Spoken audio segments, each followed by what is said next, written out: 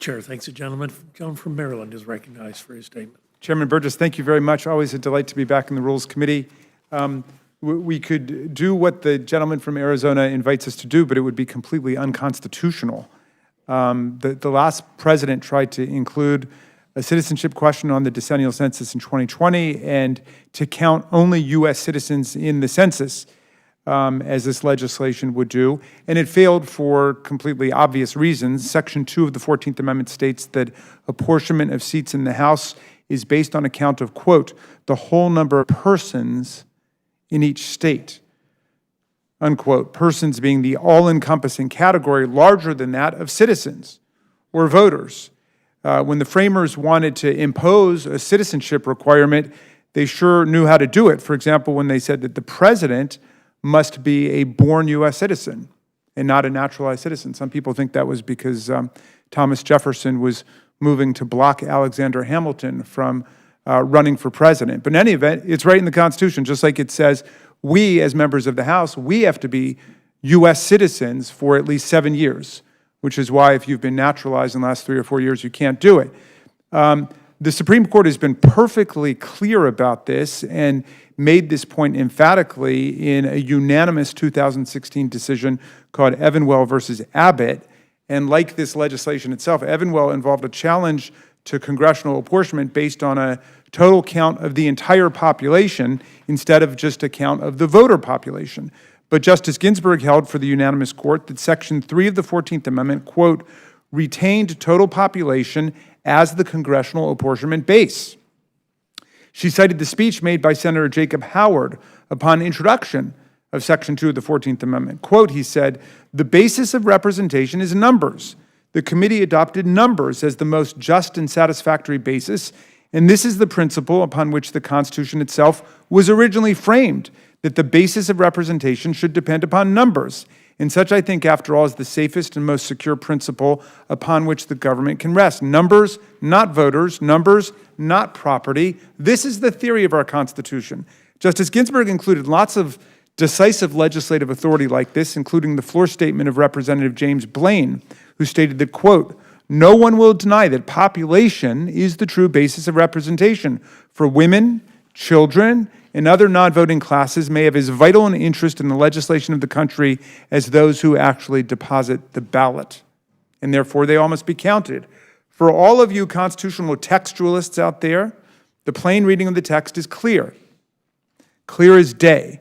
For all of you constitutional originalists, the original purposes of the passage of the 14th Amendment have been carefully articulated and revisited repeatedly by the Supreme Court and never rebutted by any contrary legislative authority.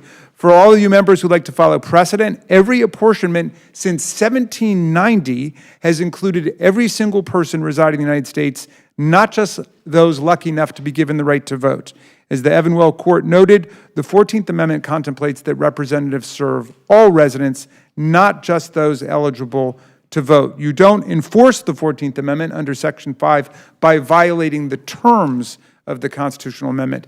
The meaning is indisputable, a point which settles this for anyone who wants to follow the Constitution's text and original public meaning in all cases, not just when the text favors our desired policy outcome.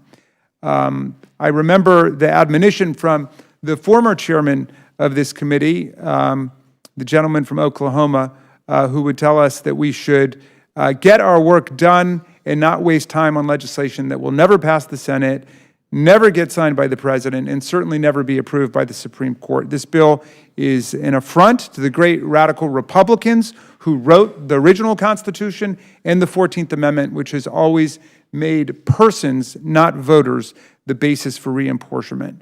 The census is essential to democracy, just as the framers endorsed Tom Paine's common sense. They endorsed a common census. This bill would destroy the accuracy of the census, which may have something to do with its real legislative motivation. In the 2010 census, the undercount of Hispanic U.S. citizens was 1.4%, but in 2020, that number grew to 5%. Many observers credit that 300% plus jump to the last administration's attempt to add a citizenship question to the census and all of the publicity and rumor surrounding that attempt. The addition of a question about citizenship will deter many immigrants not only the undocumented, but persons with green cards and people who are U.S. citizens from completing the census. Many non-citizen immigrants who are seeking asylum or are refugees will avoid responding because of uncertainty over their status and fear of arbitrary law enforcement action. Extensive research over the last decade shows that many residents wrongly believe the Census Bureau shares personal responses with other agencies. They don't. Federal law prohibits the sharing of information this way, but that worry has prevented many people from answering questions about immigration status or responding to the census at all. Census data guide the allocation of $2.8 trillion each year in federal assistance to states, localities, and families for a broad range of vital services. An inaccurate census would skew the fair distribution of federal resources for the next decade and deprive many cities and towns in places like Texas and California of needed resources for everything from roads to hospitals and veterans care. I strongly oppose this legislation, Mr. Chairman, which dishonors and violates our Constitution and the values of our nation. I yield back. Chair, thanks, the gentleman. Gentleman yields back. Chair, thank